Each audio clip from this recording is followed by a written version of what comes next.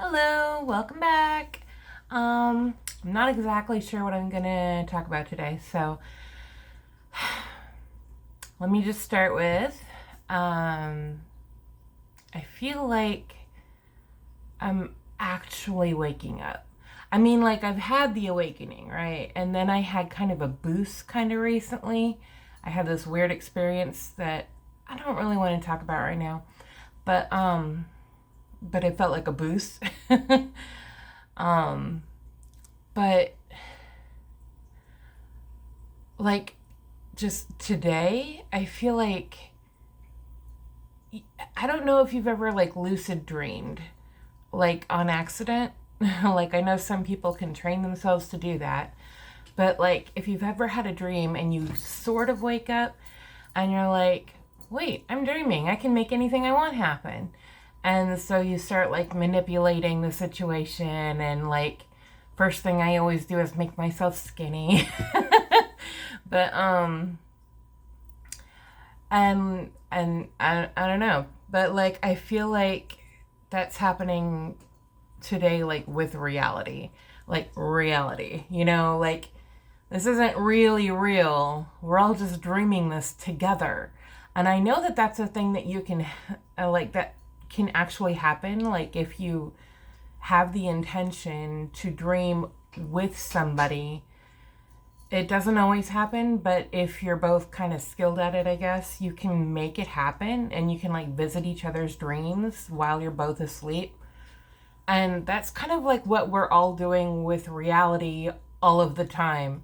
And like, I'm just kind of like, I don't know. Like, I just watched a video. I don't remember the channel because so many people share Bashar's clips. Um, I'll go back in my history and I'll link it below. But but like, wow, I don't know, like just feeling like I'm almost there. I'm almost to the point where I can really actually like just control the dream with my mind. Like, I'm like right on the edge of that. I feel it. Like, I don't know. I mean, I've been feeling that way for a while, but like sometimes it feels even closer. I don't know. Anyways, I also thought um like maybe I could pull an oracle card and then like just talk about whatever aspect it brings up.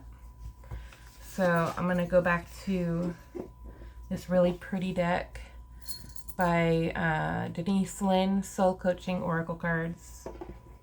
I have her book. I haven't read it yet.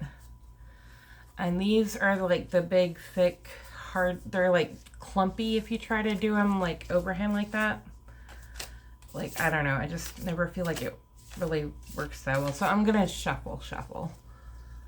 Like,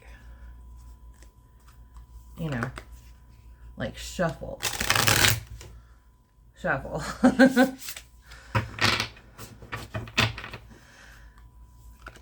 You know, shuffle. And then see. They're going everywhere because they like to clump together. I don't know what the heck. All right. All right. And then I'm just going to pick one from the middle. Ooh. Pretty. Compassion. I don't know if that's a dog or a wolf, but it might be a wolf. Number 12. I don't know if that means anything to anyone. But compassion. And even if this is a dream, and even if it's a solo dream and I'm dreaming everybody up, it's still always good to have compassion. And there's like, I don't know, like how to explain that. Like you know, like even I know it's a collective dream and we're all absolutely, we all do exist and we're all people, right?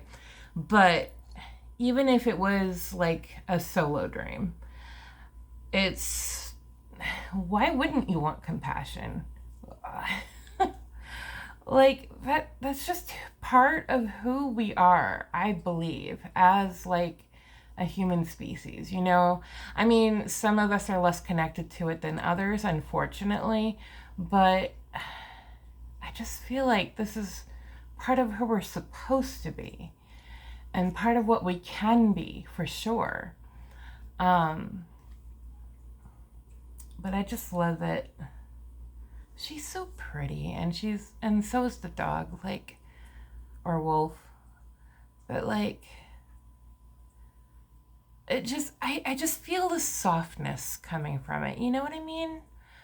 Like, yeah, maybe the softness of his fur, but like the softness of like their hearts together. Yeah, anyway. Um, Also thought maybe I could do another deck. Like, I don't know if this is going to count as like, if you could consider this like a traditional type of reading, but just, you know, shuffling and seeing what comes up. But I'm going to try this deck that my brother gave me a lot of years ago.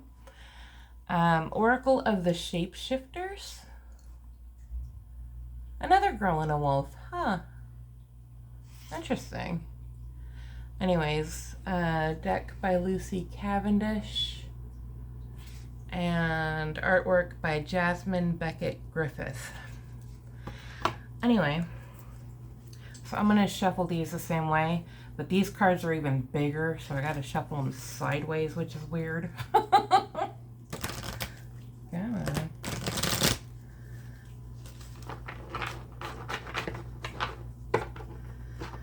Because they're kind of sticky in a different way, like the texture of the cards.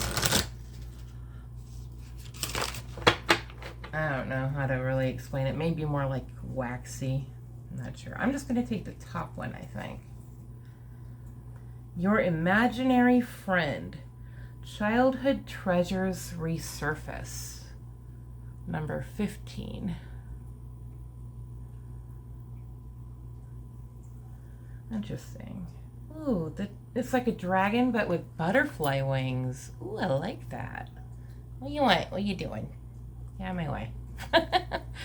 Athena's visiting my desk. Anyway, so your imaginary friend, childhood treasures resurface. How many of you guys had imaginary friends?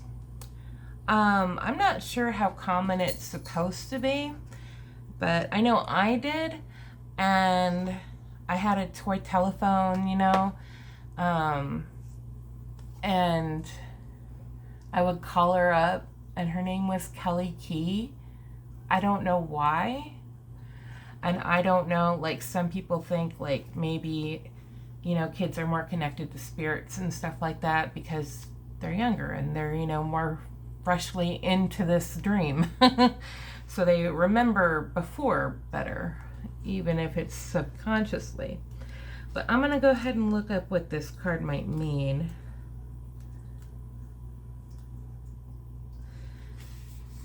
Now, there's a lot of text about it, about every card in this deck.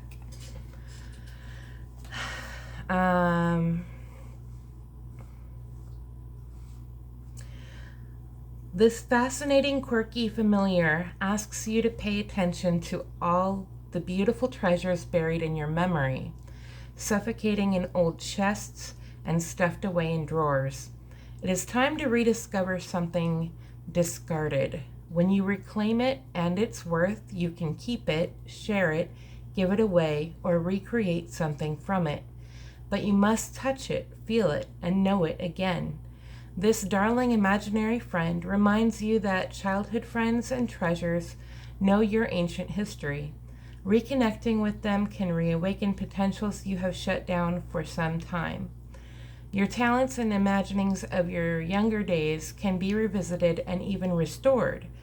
Such jewels and wonders await you, and they are all in the memories of your past. Your imaginary friend does not wish you to wallow or stagnate in the past, but to bring something that is well worth reviving into the present moment. Do this, and you will receive so many messages of shared joy and happiness. You will feel so blessed and delighted to have claimed your own very sacred everyday history. Wow, that's really cool. I like that. Bringing something that brought you joy back into the present. That's definitely a good message right there. Yeah, why do we throw things away that bring us joy, you know? I mean, as far as like ideas and like the floor is lava type of thing, you know, just games with your imagination. And like, we don't have to let those go, you know? We could bring them into your everyday life and make your whole life much more magical. With a butterfly winged dragon. I love it. That's cool. I like it. Anyways, this little booklet has 3 whole sections, and I just read the first section for every single card. I'm just going to read the second section here now. Your imaginary friend speaks. So, like, these cards and the characters on them, like, speak. Like, this is what the card would say. Your imaginary friend speaks. You have with you some very important mementos, treasures, and keepsakes, all of which are powerful talismans and totems of protection. It is time to take them out of their boxes, retrieve them from behind the wardrobe, or bring them down from the attic. Find the lovely old toys, clean them, smile over them, and feel all the energy that was poured into them so very long ago. Even if it is the tiniest scrap of something, a fragment of a photo, it holds so much power and energy, and it will show you both how far you have come and how much closer you are to being your true self. All powerful ones who shapeshift and change have a talisman, treasure, or touchstone that reminds them of who they are in a very essential way. It is time for you to seek out this most valuable heart's treasure, to reconnect with it and feel the beautiful power of once again remembering who you are in all your complexity and fragmented, perfectly imperfect beauty. Oh, I love that so much. The third section is divination, but I'm not trying to divine anything right now. I'm just getting, you know. Anyway, I really like that. I do feel like I want to draw like a rune just to see what comes up. I just have them here and like, I just love holding them. They feel so neat in my hands. I love them. They keep falling out of my hands before I'm ready. Okay. I want to feel them. I like, you know, exchange energy with them a little bit. And then I'll either let one fall or I'll pick one. Okay, this one. Put the rest down carefully. Okay, let me look this one up. It looks kind of like a pea. All right. No, I didn't do any studying since the last one. Okay.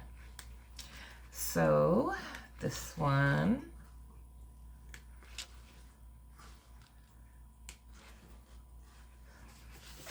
Pronounced Wunyo, representing joy. So yeah, awesome. We got some good messages today. Okay. Let's see. This rune represents joy, pleasure, comfort, prosperity, and harmony, which may come as the result of spiritual commitment or achievement. a recognition of success and worth. Nice. I like that. And if you're wondering, it comes from Freya's et. Since the runes are divided into 3 families. And Freya is where this rune is situated. Hers is the et of change, sacrifice, and trials, which brings about growth and experience. These runes represent challenges or hardship which must be faced and overcome. This might seem intimidating, but it's all in the aid of guiding one's life or circumstances in the right direction. Freya is a goddess of beauty, fertility, war, and death. That's a lot of things to be a goddess of. A lot of conflicting things, I think, to be a goddess of. But the rune that we picked of hers is joy. So, even in the midst of unpleasantness, which I really don't want to talk about, because I don't want to believe that's my reality. I just deny it. Like, What was that line from some movie back in the 90s? I think, I reject your reality and substitute my own. Something like that. It was something I heard somebody say in high school. I don't know. Anyways, I'm liking that today. I'm like, yeah, I reject whatever you're doing, and I instead place what I want. So, anyways, what I want is joy. Thank you, Freya. Joy. All right, so we have joy, imaginary friends, and compassion. Did I put that card away already? Yeah. So let's just do a recap of all these pretty things. And I lost the rune already? There it is. Okay. There's the pretty cards and the pretty rune. It's kind of hard to see the rune, I think, because they're kind of translucent. But, anyway. See you next time.